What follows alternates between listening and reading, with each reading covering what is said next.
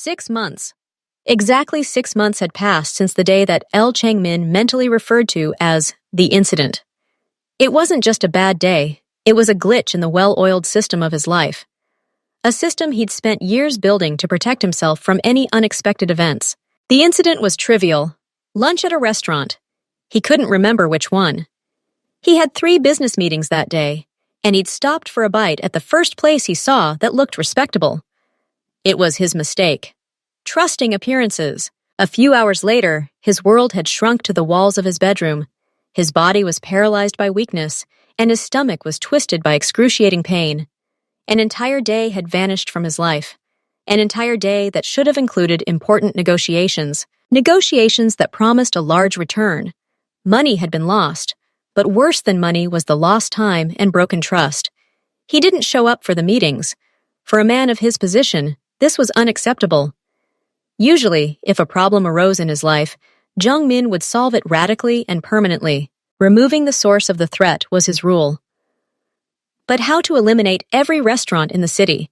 It was impossible and foolish. His anger demanded an outlet, but his mind suggested a different, more sophisticated solution. If he couldn't control the quality of the food from the outside, he had to move its source inside.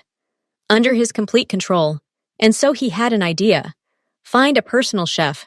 Not a Michelin-starred chef with an inflated ego, but someone he could cultivate himself. A clean slate, as he called it. Someone without bad habits, without established methods, without connections in the restaurant world. Someone who would be grateful for the opportunity and loyal to the chance. His men found Ayla, a young woman who had been working odd jobs, dreaming of cooking but lacking the means to study. She had no experience, only a sparkling eye and a desire to learn. It was perfect. The next step was the kitchen. Jung Min didn't remodel the existing one. He carved out a spacious room on the ground floor of his house and transformed it into a culinary temple. He personally approved every design. It featured the best imaginable: induction cooktops with precise temperature control, powerful range hoods, built-in ovens with convection, and refrigeration units with a modern system to prevent food from drying out. He purchased Japanese knives made of the finest steel, heavy cast-iron frying pans, and copper pots. The floors and walls were finished with easy-to-clean, crevice-free material to ensure not a speck of dust or dirt could remain. This wasn't a kitchen, but a surgical suite, where the most important patient was the food. Ayla's training became his personal project. He didn't just hire the city's best chefs for her. He created a program based on his principles: safety and quality. These were the 2 main dogmas. He himself attended many of the lessons, sitting in the corner and observing. He watched as her fingers, unsure on the first day, learned to hold a knife at the correct angle, how she washed greens 100 times, memorizing that any grain of sand, even the smallest, was a failure, how she studied the temperatures that kill all harmful bacteria in meat and poultry while preserving juiciness. He taught her more than just cooking. He taught her how to choose. Once a week, they went together to the high-end market, where produce was selected for the city's best restaurants. Jungmin taught her to look, smell, and touch. He showed her what perfectly fresh tuna should look like, which beef had the right marbling, which vegetables had the right crunch. He explained that every product that entered his kitchen had to have an impeccable history. After several months of intensive training, her first day arrived. No exams, no test dishes. Jung Min simply walked into the kitchen and said, "You're cooking dinner for me today." He trusted his eyes and his instincts. He watched her lay out the ingredients, check the refrigerator temperature, and wipe down the countertop with an antibacterial wipe, even though it was clean. She was ready. He still remembered that first dinner. It was a simple dish, rice with beef and vegetables. But it wasn't just rice. Every grain stood alone. The sauce was perfectly balanced. Not too salty, not too sweet, and the meat melted in his mouth. It wasn't haute cuisine. It was the perfect meal. One that not only satisfied his hunger, but also gave him a feeling of absolute comfort and safety. 6 months had passed since then. During that time, he hadn't had a single complaint about Ayla. The food was always impeccable, but more importantly, it was consistent. He always knew what to expect, and over time, he noticed that Ayla had developed her own style. She began to bring something unique to the dishes. Small, subtle hints of spices that she apparently remembered from childhood, unusual combinations of textures. At first, he was wary, but then he came to appreciate it. Now he couldn't imagine mornings without her special, airy pancakes with the subtle tartness of wild berries. He couldn't eat soup anywhere else because only she had it at the exact temperature and consistency he liked. He became dependent on her food, and it was a good dependence, like dependence on a reliable partner or a well-oiled machine. It was no longer just a matter of safety. It was a matter of taste, his taste. This dependence became especially evident when he had to travel on business.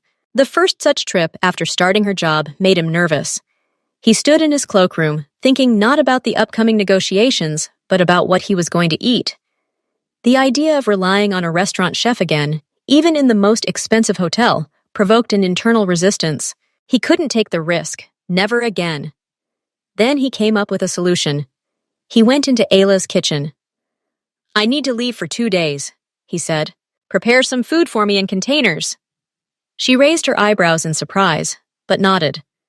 "Okay, sir, what do you want?" "Something that won't spoil. Something that can be easily reheated. Something that I usually eat." He could see how hard she worked. She'd prepared several containers for him with carefully planned dishes. Marinated chicken with rice, noodles with vegetables, sliced fruit. Even her signature pancakes. Each container was labeled Lunch, Day 1, Dinner, Day 1. She'd packed everything in a special thermal bag with refrigerants. At the hotel, while his partners dined in the hotel restaurant, he would go up to his room and heat up food from containers in the microwave. It seemed strange, perhaps even comical, but when he took the first bite, all doubts disappeared. This was his taste, his food, from his kitchen, made with his ingredients. It gave him a sense of control, calm, and a home away from home, and so it became a habit. Before every trip, he'd say to her, "Ayla, these containers, enough for 3 days." And she'd nod and head to the kitchen. He'd even bought special, expensive, durable glass containers for this purpose, which held the temperature well and didn't absorb odors. He paid her generously. Her salary was several times higher than any cook in the city. He provided her with health insurance she could only dream of. For him, these weren't expenses, but investments. Investments in his safety, his health, and his comfort. Ayla wasn't just an employee. She became an essential, almost indispensable cog in his world. A world he built to be invulnerable. And while she made her perfect pancakes, he felt completely in control.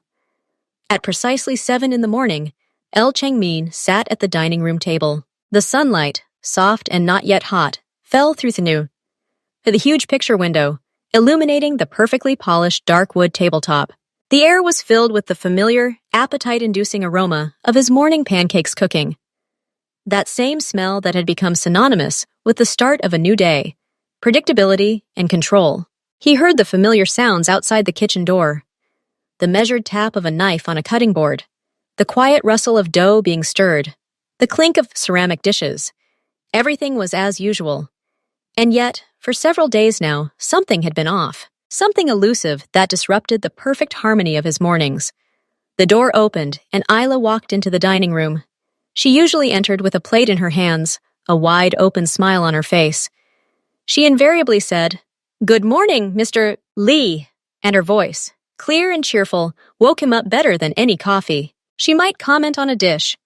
"I added a little lemon zest today. I think you'll like it." Or, "The berries were so fresh today, I couldn't resist."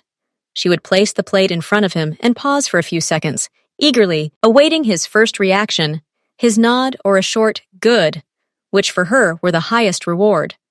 Now everything was different. In recent days, she entered silently, like a shadow. Her gaze was lowered to the floor. She never spoke. She approached the table, placed a plate with such care as if it were a crystal vase and not sturdy porcelain, and then, without looking up, turned and walked back to the kitchen. The door closed behind her almost soundlessly. The entire ritual took no more than 10 seconds. It wasn't just her smile that was gone, her energy, her presence. She served her purpose, but her soul was gone from the process. Changmin, a man accustomed to reading people better than open books, noticed this change immediately.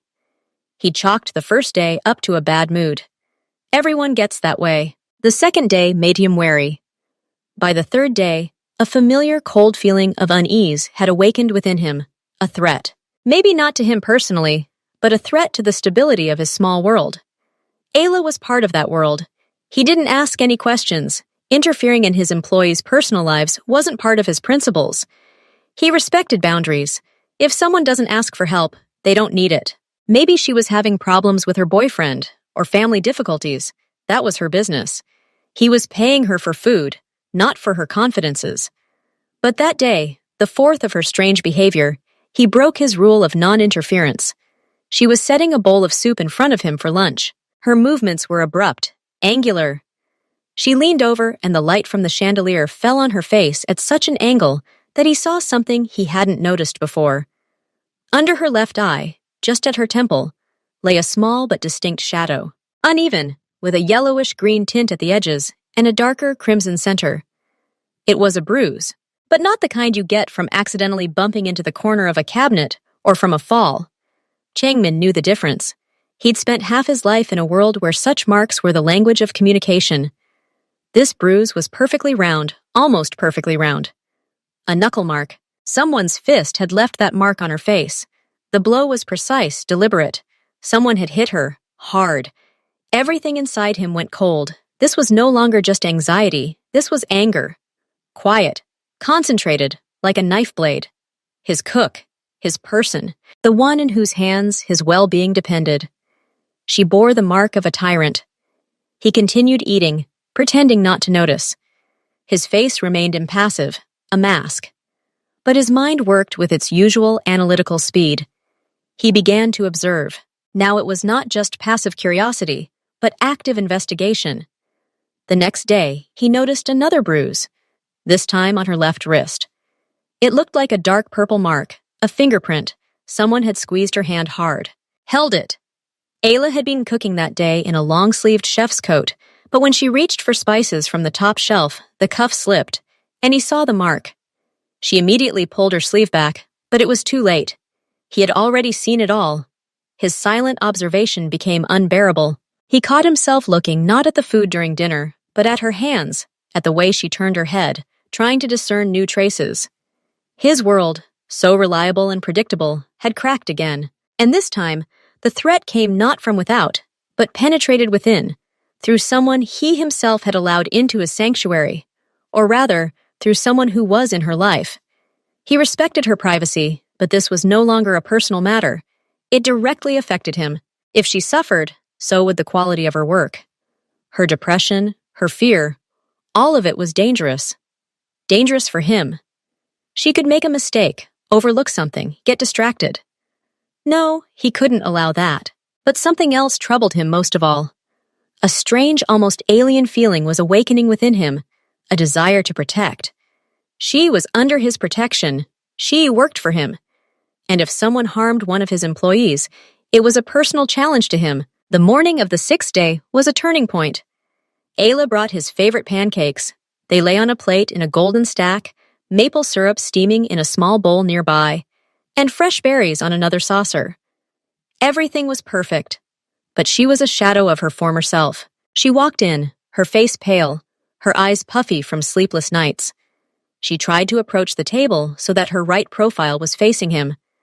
She thought he wouldn't notice, but he noticed.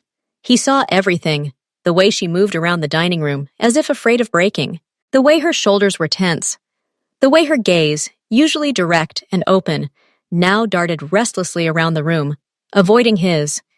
She put down her plate and turned abruptly to leave, and at that moment, something snapped inside him. His patience snapped. He'd watched, respected her boundaries, waited. But now he saw the obvious mark, a huge, fresh bruise covering part of her cheek and temple. It was no longer hidden. It was a public declaration of her pain. This couldn't go on. "Ayla," he said, his voice ringing out louder in the quiet dining room than he'd intended. She froze at the door, startled, as if caught in the act. Her back tensed. Slowly, reluctantly, she turned to face him. Her eyes were full of fear, not the respectful fear she sometimes felt in front of him, but a primal, panicky terror. "Turn around," he said quietly, but in a way that made the room even quieter. He didn't raise his voice. There was no anger in his tone. There was only an unwavering command. She didn't move, frozen in a stupor. It seemed she wasn't breathing. "The other side, show me," he repeated, and there was steel in his words. Slowly, as if against her will, she took a step forward, then another. She stopped a couple of meters from the table. Her fingers convulsively clenched and unclenched the edge of her apron. Another agonizing second passed. Then, closing her eyes, she turned her head. Light from the window fell on the left side of her face. What he saw made his blood run cold. It wasn't just a bruise, it was a wound. A large, spreading purple-blue mark covered almost her entire cheekbone, extending to her temple. In the center was a bruise, caked with blood. A blow of that force could have cracked bone.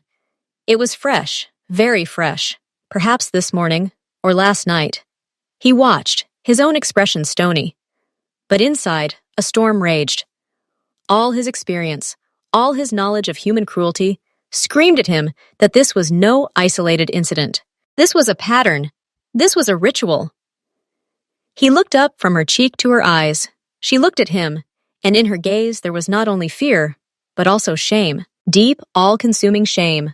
A palpable silence fell over the dining room. He could hear only his own breathing and the distant hum of the city outside the window. He saw her lower lip tremble. He saw her trying to swallow the lump in her throat. He slowly pushed the plate of pancakes away. They no longer mattered. Nothing mattered except the answer to one question.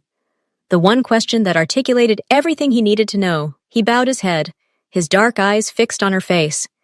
He didn't raise his voice. He didn't change his intonation. He uttered only two words. Two words that hung in the air, heavy and pitiless, like a sentence. Who is he? Those two words said it all. Not, what happened? Not, who did this? The question, who is he? Suggested Chang Min had already figured it out. He knew it was a man. He knew it wasn't an accident. He knew this man was a threat. And now all he needed was a name, an identity. Ayla froze. It was as if she had turned into a statue. All the air had left her lungs. She looked at him, and a storm of emotions was visible in her eyes. Shock at having her secret revealed. Fear of the consequences of this conversation. Shame for her situation, and perhaps a tiny spark of hope. Because whoever asked this question wasn't just an employer. He was the one who could solve any problem, forever. And she realized there was no point in hiding it anymore. The truth was written all over her face, literally. It's Marcus, she breathed, and the name felt like it burned her lips when she said it out loud. My husband. She fell silent, gathering her thoughts, the strength to put her shame into words. Chang Min didn't interrupt. He sat motionless, his hands resting palms down on the table, and he listened. He listened the way only people in his position can, fully immersed in the story, filtering out emotion and leaving only the dry facts, the details that would later form a plan of action. And she began to tell her story. At first, slowly, haltingly, choosing her words, and then, as if breaking a dam, faster, more desperately, trying to release all the pent-up pain. It all started a few months ago. Her voice was quiet, hoarse from holding back tears. At first, it was just comments. He didn't like that I was home late. He'd say, "What are you doing there? Cooking dinner for one person? That's a whole day?" He didn't understand that every detail had to be perfect, that I couldn't just heat up convenience foods, that I had to check and double-check everything. She fell silent, swallowing hard. Then he found out how much you were paying me. It became a real problem. He works as a car mechanic. His salary barely covers rent and food. And I started earning several times more. At first, he just grumbled, said it wasn't normal for a cook to earn more than a qualified specialist. And then it escalated into something more. She finally looked up at him, her eyes a mixture of shame and despair. He started talking about you, asking what you were like, how old you were, why you, a successful and wealthy man, hired me, a young black woman with no experience. There was such bitterness in his voice, such envy. He thought you were better than him, smarter, richer, more important. And the fact that I was around you, working for you, was like a constant reminder of his own inadequacy. He didn't want anyone superior to him around me. It bruised his male ego. Ayla lowered her head, her fingers nervously fiddling with the hem of her apron. 3 weeks ago, for the first time, he directly demanded that I quit. He said I'd find another job with normal hours and without suspicious bosses. I tried to explain to him, Mr. Lee. I told him that we couldn't live on his salary, that this job was the chance of a lifetime, that you trusted me, that you'd invested so much time and resources in me. She. But he wouldn't listen. He screamed that I didn't respect him, that I preferred some stranger to him. She took a deep breath, her shoulders shaking. I didn't listen. I couldn't quit that job. It wasn't just about the money. It was my life, my dignity. And then he hit me for the first time. The story sped up, as if she were afraid that if she stopped, she wouldn't find the strength to continue. At first it was just a push, then a slap, and then it escalated. Every time I came home from work, he'd be met with the same question. Did you quit? And if the answer was no, it would begin. Verbal humiliation, insults, and everything else. She instinctively touched the bruise on her cheek. He's adopted a new tactic lately. He started hitting me so hard that the marks are visible. On my face, on my arms. He'd say, "Let's see if you'll go to work tomorrow looking like this. Will you make food for your precious boss with bruises on you? You should be ashamed." He wanted me to be ashamed, so I'd quit my job because I wouldn't be able to show up in public. Tears streamed down her face, but she didn't even try to wipe them away. The last few days, I haven't been home. After he did it last time, I was scared. I stayed overnight at my mom's, then at a friend's. I told them we'd had a fight. I couldn't admit what was really going on. I was so ashamed. This morning, I went home to get more things, and he was there. He was waiting for me, and this, she gestured to her face again, is the result. He said that if I didn't quit today, he wouldn't leave a single unharmed spot on me. He said that I was his wife, and I would obey him, not someone else.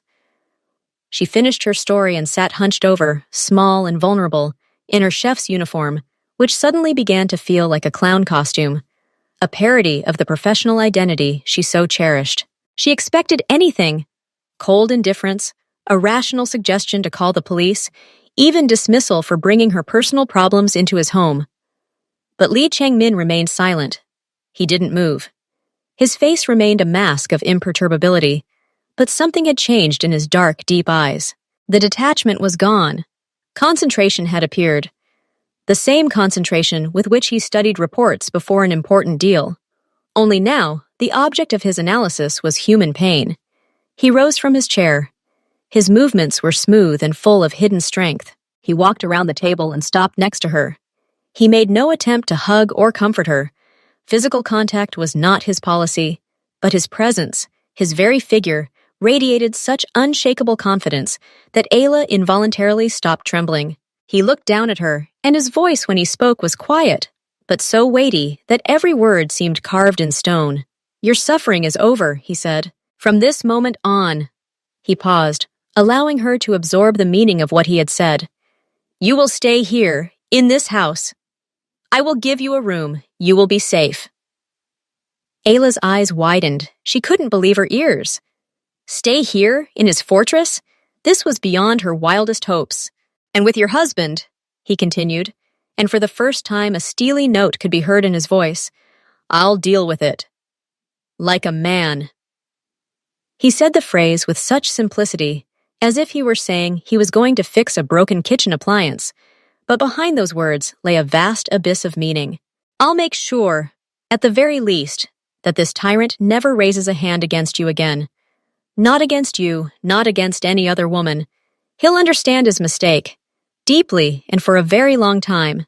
He looked at her, and there was something almost paternal in his gaze. "And at the very most," he bowed his head slightly, "he won't say anything, at all, ever." Ayla froze. She understood what he meant. At the most meant that Marcus could disappear from her life forever, physically. The thought should have terrified her, disgusted her. But instead, she felt only a chilling relief. She caught herself thinking this and was immediately horrified at herself. "The most interesting part," he added, something vaguely resembling a smile twitching at the corners of his lips, I'll save for last. You'll find out about that a little later. He didn't explain what that meant. He simply let her know he had a plan.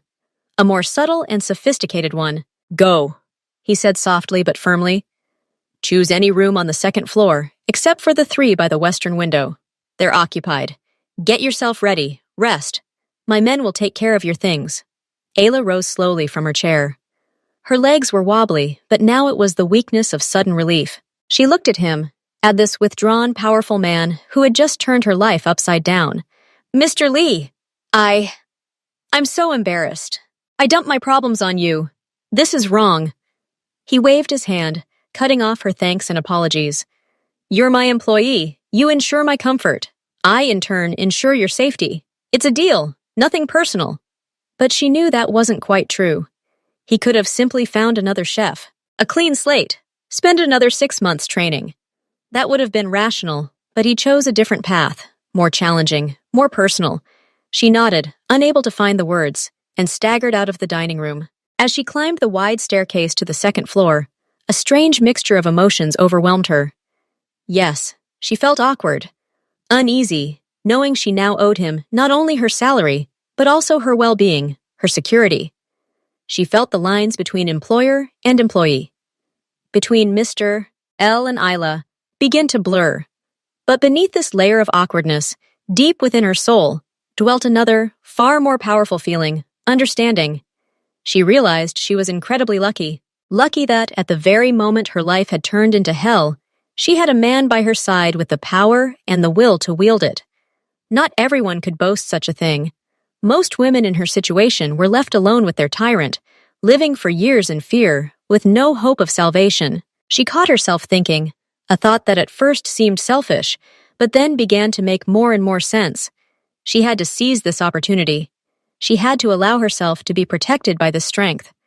Otherwise, Marcus, this weak, insecure man, would ultimately destroy her. He had almost succeeded. He was destroying her self-esteem, her joy, her faith in people. A little more, and he would take everything from her, including her life itself. His own insecurities, his inferiority complex, had become a weapon that he aimed at the person closest to him. She entered the first available room she found. It was spacious, bright, and had its own bathroom. Everything was spotlessly clean and expensive. It was heaven compared to the small apartment she shared with Marcus, where every single thing reminded her of arguments and fear. Ayla closed the door and leaned her back against it. She took a deep breath, then exhaled. For the first time in months, her shoulders relaxed. For the first time, she felt like the walls around her weren't bars, but protection. She knew the problems weren't solved yet. Marcus was out there somewhere. But now, Elle and Chengmin stood behind her, and that knowledge was stronger than any wall. The night in the mansion was unnaturally quiet. Isla, having tucked herself into her new room, allowed her body to relax for the first time in months. She lay there, listening to the silence, and realized she'd forgotten the feeling of falling asleep without fear. There was no need to feign sleep, holding her breath when Marcus returned to the apartment. Here, the walls were a reliable shield. While she slept, a different atmosphere reigned in Elle and Chengmin's office, tense and businesslike. He sat behind his massive desk, and in front of him stood 3 of his most trusted assistants. No unnecessary words, no emotion, just work. The cook, her husband. He beats her, Changmin cut to the chase. His voice was even and cold as steel. She gave us an address and agreed to our intervention. The task is to find him and devise a punishment that will permanently remove his desire to hurt the weak, physically and mentally. Marcus's face appeared on the monitor behind him. An unfortunate photo from a social media site. An ordinary man with an angry, disgruntled look. Jin Ho, the most senior of the assistants, was the first to break the silence. A simple beating won't solve the problem. The bitterness will remain. We need to break his very pattern of behavior. He feels powerful when he bullies someone who can't fight back. We need to show him what true powerlessness feels like. Tex, a young specialist in silent solutions, nodded. We could arrange a meeting where he finds himself in the role of the victim, one against several, so he feels absolutely defenseless. It's a psychological blow that hits harder than fists. Changmin's right-hand man, Li, added, he needs to understand the reason. He needs to know that this isn't a random attack, but a direct consequence of his actions. Retribution for every bruise on Ayla's face. Changmin listened to everyone, his face unreadable. He had already formulated a plan in his head. Now he needed to voice it. There will be physical force, he said, but measured, to demonstrate power, not to cripple. His main vulnerability is his bruised ego. He's jealous of Ayla's success, her salary, her work for me. We'll target that. He turned to Jin Ho. He has outstanding interest rates. We'll buy them all out. We'll be his sole creditor. There was a short pause in the room as those present realized the simplicity and effectiveness of this move. After our conversation, Changmin continued, he will sign new terms. He will have no right to approach Ayla or contact her. He will write a letter of apology, dictated by us. If he breaks the rule, even years from now, his debt, with enormous interest, will go to people who will not talk. He will live with this sword over his head for the rest of his days. It was elegant and brutal. Physical pain will pass, but financial slavery and constant fear will not. But that's not all. Changmin looked up. The highlight for last will get him a job. This time his people did not hide their surprise. To one of my garages on the other side of town, for the same position, but his boss will be a woman. Young, competent, strict. He'll go to work every day, assigned to him by the man whose employee he attacked, and he'll obey her orders. No resignation for 5 years. If he quits, the sentence will be revoked. The room fell silent. This wasn't just a punishment plan. It was a reforging. They were locking him in a world he hated, forcing him to accept what he had fought so fiercely against in his own wife. He'll be the most disciplined worker, Tex quietly stated. Exactly, Changmin concluded. We don't cripple an animal. We train it. We change its nature. Strength should generate responsibility, and weakness means learning to ask for help, not looking for someone to humiliate. The plan was ready. The details were worked out. Tomorrow they would visit Marcus Jackson. This wasn't about revenge. This was about restoring order and ensuring the quality of the tom yum for lunch. Morning had arrived. Sunlight flooded the dining room, but today it seemed brighter and kinder. Ayla stood in the kitchen, preparing pancake batter. Her movements were smooth, confident. There was none of the nervous trembling in her hands that appeared when she thought about returning home. Instead, there was a strange, almost unfamiliar sense of peace. She heard voices ringing out in the house, firm, masculine, businesslike. It was Elle and Changmin's men gathering. She knew where they were going and why. But instead of curiosity or a thirst for revenge, she felt only a slight detachment. She wasn't even interested in what exactly they had planned. Her entire being, her entire soul, craved one thing, to savor this fragile, yet oh so strong feeling of safety. The feeling that no danger lurked behind these walls, that she could breathe freely. When she brought out a plate of perfectly golden pancakes and placed it in front of Changmin, their eyes met. He looked at her questioningly, as if giving her one last chance to change her mind, to revoke his unspoken order. Ayla held his gaze. Her eyes were calm.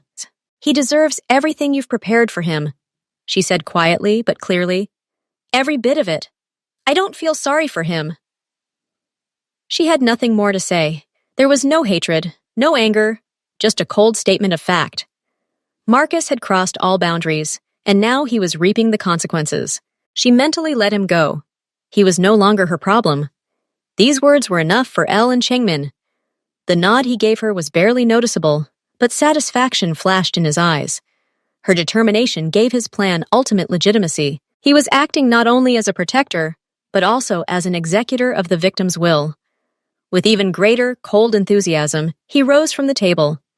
The deed was done in his mind. All that remained was to put it into practice. Unmarked cars pulled up silently to a nondescript apartment building in the Lower Heights neighborhood.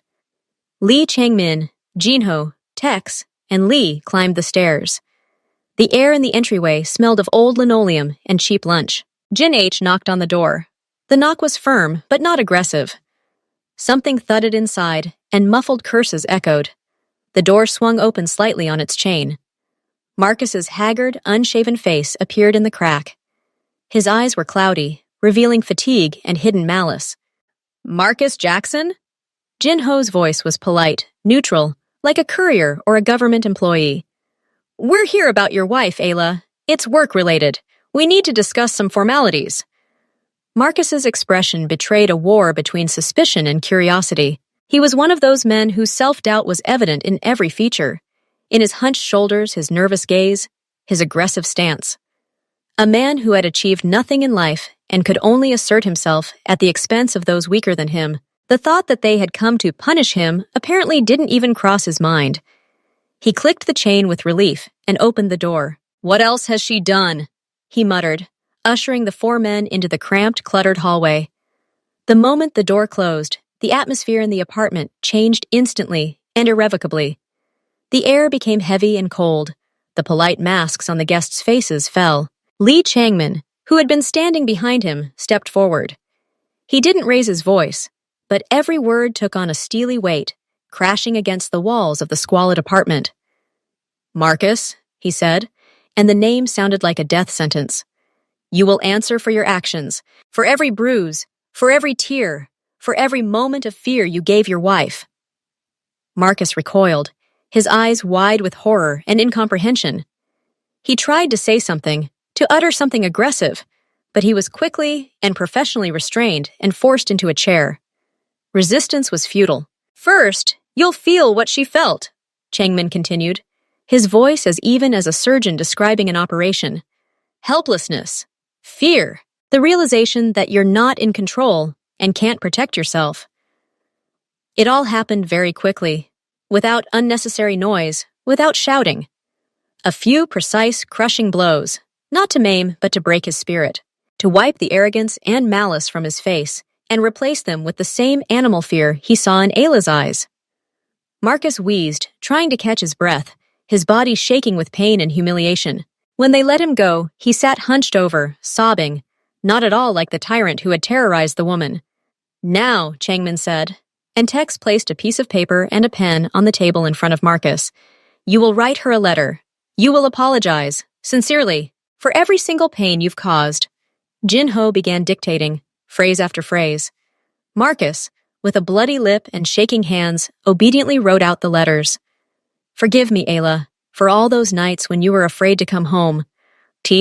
Forgive me for the bruises and the fear. I realized I was a weak and insignificant person." It wasn't just an apology. It was public self-abasement, an admission of one's own worthlessness. For someone with such an ego, it was more terrifying than any beating. When the letter was finished, Marcus looked broken and devastated. All his false masculinity had been trampled into dust. Lee Changming picked up the scribbled sheet of paper from the table, folded it, and tucked it into his jacket pocket. "Remember today, Marcus," he said, looking down at him for the last time. "You'll never see her again. And if you ever again think of raising a hand against someone weaker than you, remember our visit today. It will seem like a piece of cake." They turned and walked out of the apartment as silently as they had entered, leaving behind a broken man who had just learned the most important lesson of his life. They didn't tell him about the debts or the new job. That was a surprise awaiting him in the very near future. The letter of apology was only the first act of retribution. The most interesting things for Marcus Jackson were yet to come. The sun was at its zenith when the cars silently returned to the mansion. The air was thick with the sense of work completed, hard but necessary. Lee Changmin and his men entered the house, and the atmosphere was strikingly different from what they had left behind in Marcus's apartment. It smelled of cleanliness, expensive wood, and subtle, complex aromas emanating from the kitchen. Changmin, from the doorway, caught the eye of Lee, his assistant, who was waiting for him in the hall. "She's in the kitchen. Everything is ready, as you requested," he quietly reported. Changmin nodded. He took off his jacket, and Tex, without a word, accepted it. The fabric was dusty from the stranger's entrance, but not a drop of blood. Everything had gone smoothly. Before entering the dining room, Changmin paused for a moment in front of the mirror in the hallway. He straightened his tie and ran a hand through his hair. This wasn't just a gesture of self-admiration, it was a rite of passage. He was leaving behind that man, the cold, ruthless judge who had just returned from work. Now he was returning to his home, to his cook, to dinner. The dining room was in perfect harmony. The table, usually reserved for him alone, was set for several. The silverware glittered in the sunlight, and the crystal glasses cast iridescent reflections on the tablecloth. Low vases filled with fresh white orchids stood in the center of the table. Ayla finished the final preparations. She adjusted the napkin and checked the position of the plate. As Changmin entered, she turned around, and he saw something he hadn't seen in weeks. Her face was calm. The muscles around her eyes and mouth were relaxed. Her gaze, usually tense and shifty, was now clear and direct. A slight, almost elusive smile played on her lips. Not the forced smile she'd tried to fake before, but a genuine, natural expression of profound relief. She looked as if a heavy backpack she'd been lugging for miles had been lifted from her. "Dinner is served, Mr. Lee," she said, and her voice rang with a long-forgotten confidence. He nodded, his gaze sweeping around the table. "Excellent. Sit." Ayla hesitated for a moment. The old reflex, knowing one's place, staying in the kitchen, kicked in automatically. "Me?" she repeated. "Yes, you. We're having lunch together today. That's all." Ho, Tex, and Lee entered the dining room. They had also changed, removing the traces of their morning visit. Their faces were calm, but their eyes showed weariness from the task they had accomplished. Everyone took their seats. Changmin at the head of the table, Ayla to his right, his assistants to his left. There was a brief but not awkward pause. Ayla ladled the tom yum soup into bowls, her signature dish, with its perfect balance of spiciness, sourness, and coconut creaminess. Changmin raised his spoon. It was the signal to begin. For the first few minutes, everyone ate in silence, savoring the flavors. Ayla watched them sample her food, and an old, familiar expression appeared on her face. The expectation of approval. It returned, along with a feeling of security. Changmin sipped from his glass of water and set it down on the table. The clink of crystal sounded almost solemn. "So, Ayla," he began, his voice even and calm, the way she always knew it to be at this table. "We've come to visit your husband." All eyes turned to her. She put down her spoon, folded her hands in her lap, and prepared to listen. There was no fear or impatience on her face, only quiet curiosity and the same unfailing smile of relief. Ho did most of the talking. His narrative was dry, devoid of emotion, like a report on a job well done. He spoke clearly and to the point, omitting the most brutal details, but not embellishing either. "We entered. We explained a reason for our visit." He tried to resist, but was quickly neutralized. He was shown the very same fear and helplessness he made you feel. He understood everything, very quickly. Tex, when the topic of demonstration came up, merely nodded silently, confirming Jinho's words. His role was clear, even without words. "After that," Jinho continued, "he wrote a letter, under our dictation. He apologized for every time he raised his hand against you, for every bruise, for every fear you had."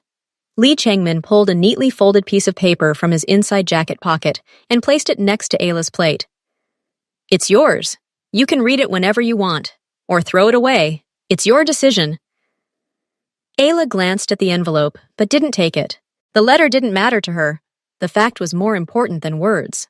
The fact was that these people had gone and done what needed to be done. "He'll never touch you again," Changmin concluded. "And most likely, no one else. We provided him with a powerful incentive to improve." He didn't go into the details of the motivation, the cleared debts, and the prospect of working under a woman. These were technicalities that didn't concern her. The result was guaranteed. Ayla listened to the entire story from beginning to end, without interrupting. Her smile never left her face. It wasn't a smile of cruel triumph or revenge. It was the smile of a person who had finally heard the long-awaited news of the end of a long and debilitating illness. She nodded as Jin H described how Marcus understood everything. This was exactly what she wanted to hear. Not the details of his suffering, but a statement of fact. He had realized his guilt and was stopped, forever. When the story ended, she looked from Jin Ho to Lee Changmin. "Thank you," she said simply, and in that single word, she expressed the depth of her gratitude, not only for her own safety, but for the restoration of her sense of self-worth. Lunch continued. Hot dishes replaced soup. The atmosphere at the table became even more relaxed. Changmin's assistants, usually silent, began discussing neutral work-related topics. Ayla felt part of something larger, part of this strange but reliable system. And so, as dinner was drawing to a close and Ayla was about to get up to bring dessert, Lee Changmin stopped her with a gesture. Be patient. There's still something we need to discuss, something you haven't figured out yet. He pushed his plate away and folded his hands on the table. His posture changed, becoming more formal. His assistants also fell silent, their gazes becoming attentive, as if they had been waiting for this moment. Ayla froze, her light expression giving way to mild bewilderment. What else could it be? Her problem was solved. She had been given safety and shelter. What could be more important than that? Changmin looked at her directly, and in his usually unreadable eyes, she saw something new. Not cold calculation, not detachment, but a certain firm, unwavering determination. You've come a long way in these 6 months, he began. You've transformed from an insecure girl into a professional I can count on blindly. You've become more than just a cook. You've become an indispensable part of my day, my routine, my comfort. He paused, letting her realize what he'd said. You've shown your strength, and not just in cooking. You've endured pressure, kept quiet, trying to save your marriage, and finally found the courage to ask for help when you realized you couldn't cope alone anymore. I respect that. Ayla listened, unable to move. His words were so unexpected and personal that they took her breath away. You'll stay here, in this house, he continued. Permanently. This is your home now, but I don't want you to stay here for long, just as a cook or just a single woman. He fell silent again, and in the silence of the dining room, his next words came out with absolute crystal clarity. Ayla, I want to make you my wife. If you don't mind, of course. The air froze. Ayla felt the floor shift beneath her. She stared at him, disbelieving her ears. She expected to hear anything, a raise, new responsibilities, maybe even a rebuke for the problems she'd brought into the house. But not this. Nothing in his behavior, not a single look, not a single word in all these months had hinted at anything like that. Her gaze darted to his assistants. Their faces remained calm, as if they had just heard not a marriage proposal, but a new business plan. They knew. They had known everything in advance. This is what they had discussed, planned. This was Changmin's final highlight. The shock was so intense that she couldn't make a sound. She sat there, staring at him with wide eyes, fragments of thoughts racing through her head. This day had brought so much good, liberation, security, peace. And now, to top it all off, the most incredible and stunning proposal of her life. The day had gone from simply good to fateful. She saw his gaze, firm, confident, devoid of a shadow of doubt. He wasn't asking. He was stating his desire and waiting for her response. And there was no pressure in it. There was only boundless respect for her choice. And then, after a moment of heavy, deafening silence, she found strength. She came to her senses, and her face, initially pale from shock, suddenly lit up with a bright, radiant smile, the likes of which had never been seen even in relief. It was a smile of happiness, true, deep, unexpected happiness. Of course, she breathed, her voice trembling with the emotion that overwhelmed her. Of course I agree. Nothing more was needed, no unnecessary words. Her answer was as simple and clear as his proposal. Lee Changming nodded, and something she'd never seen before in their entire acquaintance flickered in his eyes. A deep, silent satisfaction. He rose from the table. She, still trembling, did the same. He didn't hug her or kiss her in front of everyone. Instead, he simply walked up to her, took her hand, and placed it on his elbow. Let's walk, he said quietly. We need to discuss the details, in private. And they left the dining room, leaving his assistants at the table. Lee, Jinho, and Tex exchanged glances. Subtle smiles appeared on their usually imperturbable faces. The plan was accomplished, all problems solved, and there was still some tom yum in the kitchen, which, as the boss had predicted, hadn't had time to cool. They left the dining room and walked down the long corridor. Ayla's hand rested on his crooked arm, and she felt the fine wool of his jacket and the hard muscles beneath her fingers. She was still trembling, and her mind refused to fully comprehend what had just happened. They walked in silence, their footsteps echoing on the polished parquet floor. He led her not into his office, but into a small living room she rarely saw. The room was cozier, with a large fireplace, ceiling-high bookshelves, and soft sofas. It smelled of leather and old books. He released her hand and gestured for her to sit. Ayla sank onto the edge of the sofa, still feeling as if she'd fallen into someone else's dream. Lee Changmin sat across from her, his posture as perfect as ever, but his eyes lacked the usual detachment. "You're surprised," he stated. It wasn't a question. "Yes," she breathed out. I didn't expect it.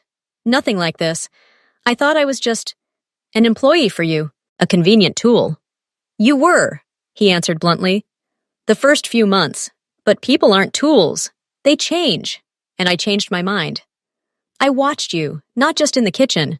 I saw how you learned, how you absorbed knowledge, how you treated your work not as a duty, but as an art. I saw your resilience. And today, I saw your wisdom. You don't seek revenge. You seek peace. That's a rare quality." He spoke calmly, analytically, but in his words, through the cracks of icy logic, something vaguely resembling warmth broke through. "But why?" she ventured. "Why me? You could have chosen anyone, any woman from your circle." "The women in my circle," his lips curled momentarily, "are interested in my score, not my Tom Yum. They wear masks. You, however, were always the real deal. Even when you were scared, you didn't pretend to be brave. You simply did your job. In my world, that's worth a lot. You brought more than just delicious food to this house. You brought order, predictability. You became part of my routine, and I don't want to change that part. I want to cement it, forever." Ayla listened, and his words, so rational, so devoid of romanticism, seemed more honest and weighty to her than any vows of love. He wasn't saying he loved her. He was saying he valued her, respected her, and needed her presence. For her, raised in a world where words often diverged from actions, this was more than love. It was trust. "I don't know what kind of wife I'd be," she admitted quietly. "I was a bad wife to Marcus. I couldn't make him happy." "You were a victim, not a wife," he corrected sharply. "And you weren't supposed to make him happy. He was supposed to ensure your happiness and safety. He failed. I'm not asking you to make me happy. I'm asking you to be yourself. Make your own pancakes. Maintain the peace you brought to this house. Everything else is details we'll figure out together." He stood and walked to the window, looking out onto the garden. "I'm not offering you a conventional marriage. I'm offering you a partnership. You will be my wife, the mistress of this house. Your life will be protected. Your interests will be my interests. Your past ended this morning. With this letter." He nodded toward the dining room. Ayla looked at his back, at his confident, unwavering stance. Fear and uncertainty gradually receded, giving way to a new, strange certainty. He was right. Her old life was over. Marcus, the humiliation, the fear, all of it was in the past. And he wasn't just offering her marriage. He was offering her a new identity, a new destiny. "I won't let you down, Mr. Lee," she said, her voice firm for the first time that evening. He turned around. "Changmin, when we're alone, you can call me Changmin." She nodded, feeling the full significance of this permission. "What now?" she asked. "Now? The official procedures, the paperwork, everything will be arranged quickly and quietly. You'll be moving into the other apartments, in the East Wing. They're more spacious. You'll be able to furnish them to your liking." He paused and looked at her with a slight smile that softened his stern expression. "And now, I think we should get back to our Tom Yum. It's really very good today, and perhaps we should discuss the menu for our wedding. I heard the groom gets cake." He approached her and offered his arm again. This time, her hand settled confidently on his elbow. The trembling subsided. They left the living room and headed back to the dining room, where a new life awaited them, beginning with a bowl of hot soup and a single question that would change everything forever. They left the living room, and Ayla realized with surprise that the house, which had been her workplace for 6 months, suddenly spoke to her in a different language. The familiar hallways, the paintings on the walls, even the reflection of light on the polished banisters. Everything took on a new, profound meaning. She walked, still feeling the fabric of his jacket under her fingers, and this light contact was like a wire connecting her old life to her new. Silence reigned in the dining room. As if on cue, Changmin's assistants withdrew. leaving the table set but empty. The remains of the tom yum had been cleared away, replaced by a porcelain tea set and a small plate of elegant pastries. They seemed to understand that the master of the house and his future wife needed some privacy now, but in a new capacity. Changmin led her to the table and poured tea into 2 thin porcelain cups. His movements were measured, ritualistic. He placed the cup in front of her, and Ayla noticed how delicate her dark hand looked against the snow-white porcelain. This simple visual contrast suddenly seemed to her a symbol of their entire future. A union of 2 different worlds that, nevertheless, looked surprisingly harmonious. "To your peace," he said quietly, raising his cup. There was no pathos in his tone, only a statement. "For hours," she corrected, her own boldness surprising her. He nodded approvingly. They drank. The tea was green, tart, with a slight floral aftertaste. It burned their lips, but pleasantly warmed them from the inside. "I won't bear your name," Ayla said suddenly, looking at him. She didn't know where the thought came from, but it was important. She needed to preserve a part of herself, the one he valued in her. "I didn't suggest it," he replied without batting an eye. "You're Ayla. That's your name. Your professional name. It carries weight. Changing it wouldn't be rational." His answer was again logical and practical, and that reassured her. He wasn't trying to swallow her whole, to erase her identity. He accepted her as she was. How will everything be arranged?" she asked, finally asking the practical question that had been hanging in the air. "Official, quickly and quietly, in 3 days. Here, in this house. Only the essential people and my closest aides. No pomp. This is not a showy event, but a business agreement sealed with a seal." He spoke calmly, as if he were planning a supply chain. "After the ceremony, you will have access to all my resources. Your personal accounts, your security, your responsibilities. Everything will be documented. You must not depend solely on my favor. You will be protected by law and agreements." Ayla listened, amazed by the depth of his preparation. He'd thought through everything, down to the smallest detail, ensuring her not just status, but real, tangible security and independence within their union. "What about my duties?" "In the kitchen?" was the question that troubled her most. The kitchen was her territory, her sanctuary. He detected a note of anxiety in her voice. "Nothing will change unless you want it to. You are the head chef of this house. That's your position, and it will remain so. If over time, you want to delegate some of your responsibilities to focus on something else, managing the house, charity work, your own projects, that will be your decision. I hired you as a chef, but I offer you a partnership as an equal." "Equal?" She couldn't help but smile slightly. "We are very different, Changmin." "Equal in rights and respect," he corrected. "Our roles are different. Our contributions are different, but your word in matters that concern you and this house will carry the same weight as mine." He took another sip of tea and looked at her over the rim of his cup. "There is one condition." Ayla became wary. "What?" "You will never cook in containers for my business trips again." She laughed. It was a genuine, light laugh, the kind she hadn't heard from herself in months. It sounded strange in the austere dining room, but it seemed to fill the room with light. "I promise," she smiled, "but only if you take me with you on your next trip, so I can personally check the quality of the products on site." For the first time all evening, an expression that could be described as genuine, undisguised surprise appeared on his face, followed by approval. He nodded. Agreed. They finished their tea in comfortable silence. Ayla looked out the window, where evening was beginning to fall. Just a few hours ago, her life had been divided into before and after getting rid of Marcus. Now she stood on the threshold of another, far more grandiose after.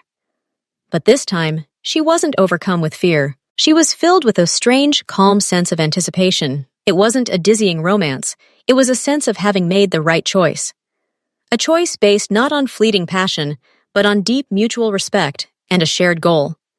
To preserve the fragile peace and order they both cherished so much. Changmin stood up. "You should rest. There's a lot to do tomorrow. Lee will help you move into your new apartment and select staff who will report directly to you." She nodded and stood up as well. He walked with her to the stairs leading to the second floor. She climbed a few steps, then turned around. He was still standing below, watching her, his formal suited figure seeming an integral part of the house, its stone core. "Changmin?" she called. "Yes?" "Thank you for everything, but especially for asking, for giving me a choice." He bowed his head silently. It was his way of accepting gratitude. Ayla turned and walked down the hallway toward her, still old room. Tomorrow was moving day. The day after that, preparations for the ceremony, and in 3 days, her life would change forever. But now, in the quiet of the evening, she thought of only one thing. For the first time in a long time, the future didn't frighten her. It looked delicious. And she knew for sure that they would have her perfect pancakes for breakfast. 3 days flew by. The morning of the ceremony began for Ayla with a familiar ritual. She stood in her new, even more spacious kitchen in the East Wing, preparing pancake batter. But today was different. There was no rush, no anxiety, only a calm, bright sense of anticipation. She moved more slowly, deliberately, as if feeling the weight of every movement, every breath. When she carried the plate into the dining room, Changmin was already waiting for her. He was wearing his usual formal suit, but today a small silver pin was pinned to his lapel, the only hint of the significance of the moment. They ate breakfast almost in silence, but this silence was different, not awkward, but full. He put down his fork and nodded. Perfect. That was enough. The ceremony took place precisely at noon in the same office where they had once planned the visit to Marcus. Only Lee, Jinho, and Tex were present as witnesses, and an elderly official who quickly and calmly completed the formalities. No rings, no kisses, no vows, just a few signatures under a thick folder of documents. When Ayla signed, she felt not romantic excitement, but a deep, calm sense of rightness. She was not getting married. She was forming a union. She was finding her foundation. Changmin took a thin case from the shelf and opened it. Inside lay not a diamond, but an elegant white gold bracelet with a single stone, a dark sapphire, almost as black as his eyes. "This isn't a wedding ring," he said, clasping the bracelet on her wrist. "It's a sign that you're under my protection, and that your word carries weight in this house." Ayla looked at the dark stone shimmering against her skin. It was beautiful, understated, and perfectly his style. It wasn't a symbol of passion, but a symbol of status and trust. "Thank you," she said. "It's beautiful." The dinner was modest but elegant. Ayla had prepared all the dishes herself, but now she was assisted by a new assistant, a young chef whom Changmin had hired to free up her time for her new responsibilities. She sat next to Changmin, and their conversation at the table was businesslike and calm. They discussed reorganizing the pantry, her schedule with the nutritionist, and her planned trip to Seoul in a month. When lunch was over, and the assistants had left, Changmin turned to her. "Now it's your turn," he said. "Show me how you see your new home. Where do you want to start?" Ayla smiled. She led him into her new living room and laid out on the table the fabric catalogs and paint samples she had been collecting for the past 2 days. "I think it needs more light here," she said, gesturing toward the heavy curtains. "And color, not bright but warm, like the color of ripe wheat." He listened attentively, nodding, asking clarifying questions about suppliers. And the budget. He didn't argue or impose his opinion. He let her build. Late in the evening, when the first decisions had been made and the house had become quiet again, Ayla stepped out into her new, small garden adjacent to the apartment. The air was cool and fresh. She stood, looking at the house's illuminated windows, and reflected on the dizzying pace of change. Just a week ago, she'd been a terrified victim, making pancakes in exchange for a paycheck and a false sense of security. Now she stood here as a hostess, a partner, a wife. Her value was measured not only in money, but in trust, in respect, in the silent power she gave this house simply by her presence and her skill. She didn't feel dizzying love, but she felt something more solid and precious, absolute security, deep respect, and the right to be herself. She was his chef, his apprentice, and now his wife. And this wasn't a fairy tale, but a reality they had built together. Her story wasn't ending happily. It was simply moving on to a new, far more interesting chapter. And Ayla knew, in this chapter, her perfect pancakes would be for breakfast again. And this was only the beginning.